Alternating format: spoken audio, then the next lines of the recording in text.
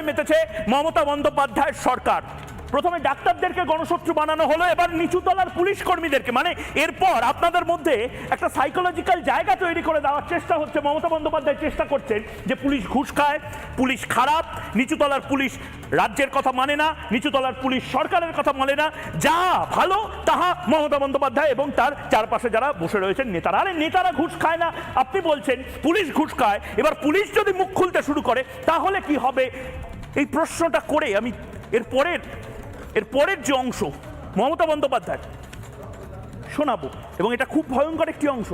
রাজ্যের পুলিশ মন্ত্রী, রাজ্যের মুখ্যমন্ত্রী, আবারও বলছি, এই মুহূর্তে যারা 8টা 12 বাজে যারা শুনছেন, আমাকে শুনছেন, মমতা বন্দ্যোপাধ্যায়ের এই অংশটি শুনবেন, কোথাও যাবেন না, কারণ মমতা বন্দ্যোপাধ্যায় খুব সিরিয়াস একটা ডিবেট উস্কে দিয়েছেন।